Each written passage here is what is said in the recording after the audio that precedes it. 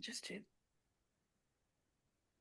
Hey everyone, we are here with Janet Tanguay, and she is the author of Hammock Way of Life. Janet, it's so great to have you on as an Action Takers author. Why don't you tell us a little bit about your journey in writing this book and how did that start? Yeah. Thanks for having me, Sally. So it's been so interesting. I started writing during the pandemic, and then I discovered it on my computer. I was actually cleaning out my files, and I had discovered that I had this file in there. I started reading it, and I thought, this is still relevant to today. And so I reached out to someone who's a book coach to teach me the different kinds of publishing that were available. And, traditional publishing, hybrid publishing, and self-publishing. I've self-published children's books and some business books in New York, but I really wanted to go down a different path this time. And so I needed to understand what traditional publishing looked like and what hybrid publishing looked like. So I learned that, and then I discovered Kathy Dirksen, who invited me to be part of an anthology, and you, who invited me to be part of an anthology. Yours is called Unstoppable Women in Business, and hers is From Inspiration to Success: The Entrepreneurial Journey. And what you both told me was that if I wrote a chapter in both of those books, that it could potentially lead to my memoir, which is part memoir, part business book, part journal. And that was an evolution as well. It started out as a memoir, and then I showed it to somebody who was an advisor and said, there's a lot of business tips in here that really could be helpful to people. So I put those in there. And then it was Linda that said, this could potentially be a journal as well. So that's what it became, and the process was amazing with you guys, from designing it to getting me on multiple billboards, both with a photograph and a video. And so it's been a powerful journey with you all.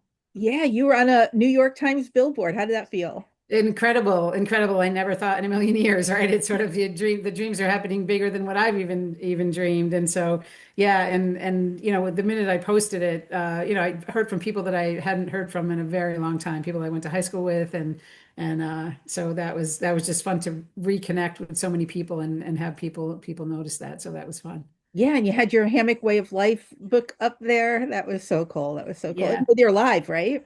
Yeah, absolutely. It ended up, this is so funny. So it's all happening at once, kind of, but I was at the largest vision board workshop that I've had so far in my business. That's what I do, is I help people manifest dreams faster through vision boarding.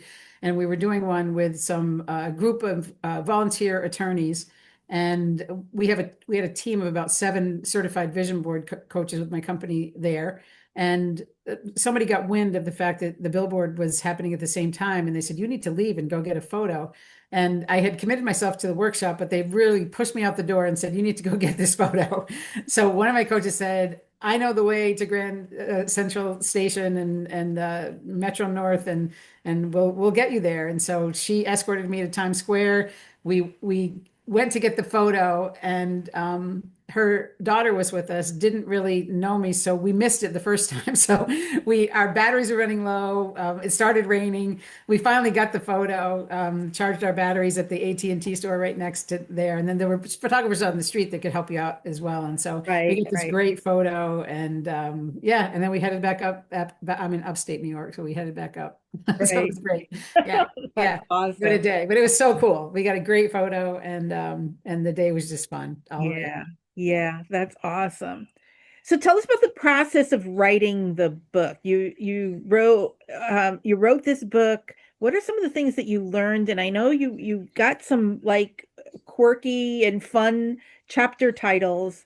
How did that whole process of writing come about? Yeah, well, some people advise me that it would be good to write my own story, but also include other people's stories in there. I've worked with probably 1,000 businesses in my lifetime, and they said, telling other people's stories too would be helpful because it helps promote the book. They'll buy it, they'll tell their friends and family to buy it, and their stories are interesting too. So it's a compilation of stories about entrepreneurship. So I happen to have the book in front of me. Some of the titles are, I think the first title chapter here, hang on if you can bear with me here. It's called Striptease and Charcuterie. And it's about an entrepreneur who gave a business presentation, and he did a little bit of striptease, and it'll share a little bit more about his story in the book. And then can't sing, can't dance, what do you do? Has to do with I'm related to the highest paid vaudeville singer in her day. Her name was Eva Tanguay, and she really couldn't dance and couldn't sing, but she made a lot of money in her lifetime. So just different tips and tricks when your box falls apart.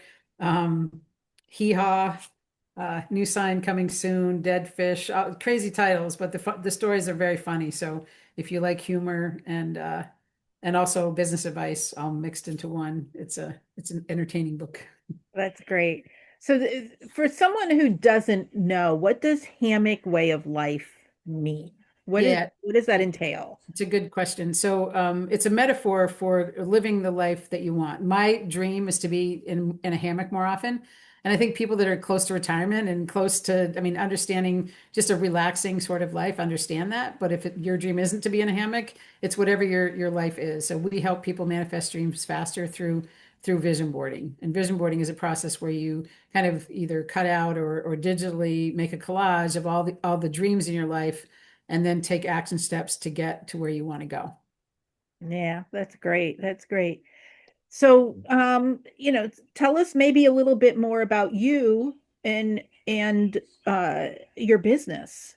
Yeah, so we started doing vision boarding in companies again during the pandemic, and we did it virtually then. And then when we were coming out of the pandemic, some people decided not to do their businesses and they went into big corporations. So they invited me in, knowing that I could do that to work with teams. And I get so busy now between like November to April that I needed help doing that. I needed help from other certified coaches, but there wasn't a certification out there. So I created a certification.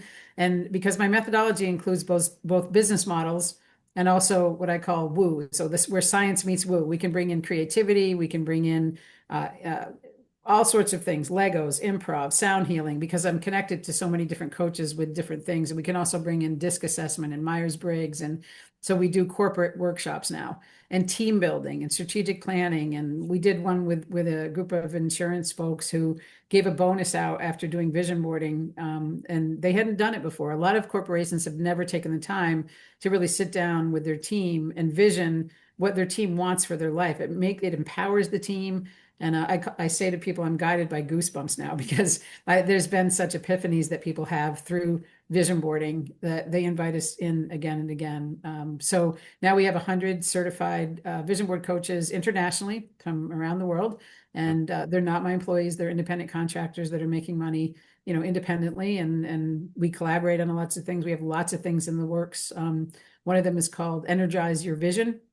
And people who have completed a vision board can come in and we have coaches who guide them on how to get there and how to connect them. But it's like a collaborative effort to help people and their dreams. Yeah, yeah, that's so cool. I love vision boards. I had one that I had done years ago, and then I found it and I was like, oh wow, well, a lot of these have actually happened, Yeah, yeah, yeah. And be careful what you wish for. I talk a little bit about it in the book, but one year I put a picture of a Buddha in the board. To me, that meant slow down, meditate, do some yoga. And I ended up at the largest Buddha temple in China. Another year I put a car that I wanted that I couldn't find a picture of the car I really wanted, but I put this other picture and I ended up with this gorgeous car that I found, a couple of years later. I didn't realize it, right? So. Yeah, yeah, that's awesome. So do you want to share maybe one story from your book, not to spoil the whole thing, but is there one story that kind of stands out that you want to share with the listeners today? Yeah, yeah, sure. So it's around fear, and I learned about fear in the third grade from a wonderful teacher who's since passed away. His name was Mr. Sharon, and he came into class one day, and I don't even know why he did this really, but it certainly taught me a lesson. So he had a paper bag, and he held it up in front of the class, and he said, "Whatever is in this bag." Someone is going to have to eat. So I want everyone to stand on their feet. And if you're scared of eating what's in the bag, sit down. Well, right away, some people sat down. I don't know what they imagined it was in the bag. So then he said, it could be bugs. And so a few more people sat down. And then he said it could be, liver or, he said some foods that maybe kids wouldn't like, right? And so a bunch more sat down. And then it came down to myself and one other kid, the kid who happened to be bullied in school.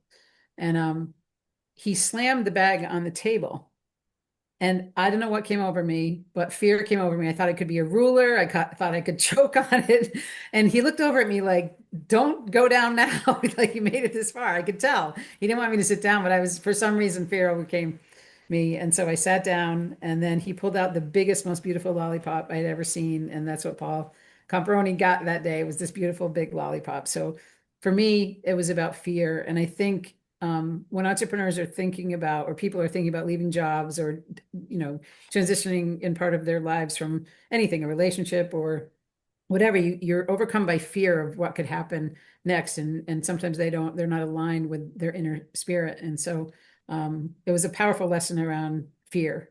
And so how I try not to let that get in my way anymore. Yeah, yeah. And that's something that, Linda talks about. That's her, her thing is, her book is Do It Because You're Scared. And it's all that facing your fears. And I think, a lot of times we don't realize how afraid we are Yeah. of of success a lot of times, Yeah, and of, of course failure, but I think a lot of times we're more afraid of success, absolutely. so Yeah. Yeah. Afraid of our own success, 100%. Yeah. And I just have felt, I've learned this over the years.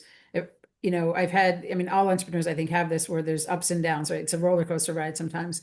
But if I learn to trust it, I'm always okay.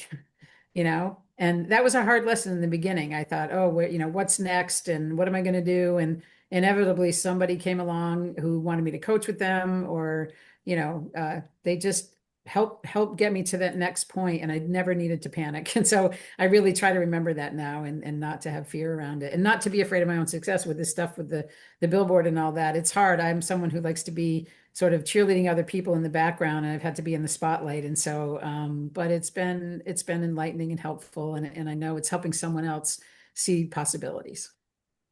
yeah, well, we're talking to Janet Tanguay, and she is the author of Hammock Way of Life. If you want to learn more, go to hammockwayoflife.com. And what will they find when they get there? Hammockwayoflife.com. What? Sure. Yeah, they're going to see our creativity mastermind group. They're going to see a list of our creativity and certified vision board coaches, a speaker dashboard. They're going to find out about their life purpose, and the store is where our books are held. So lots of Yeah. books and journals on manifestation. Yeah. Awesome, awesome. So, what do you want the reader to take away from reading this book? That anyone can make their dreams come true with a little focus and a little bit of our tips and tricks, which we divulge in the book. Awesome. Janet, if someone wants to connect with you, what's the best way to do it? Probably hammockwayoflife.com, or I'm Jazzy Jan on LinkedIn. I can be found on all the platforms. So Hammock Way of Life on all the platforms. Awesome. Yeah. Awesome. Well, thank you for sharing your story. Thank you for being an Action Takers author and for publishing this book. It's so needed in today's world. Yeah. Thank you for guiding me all along the way. You've been terrific to work with. Thank you, Sally. Awesome. Awesome. Take care.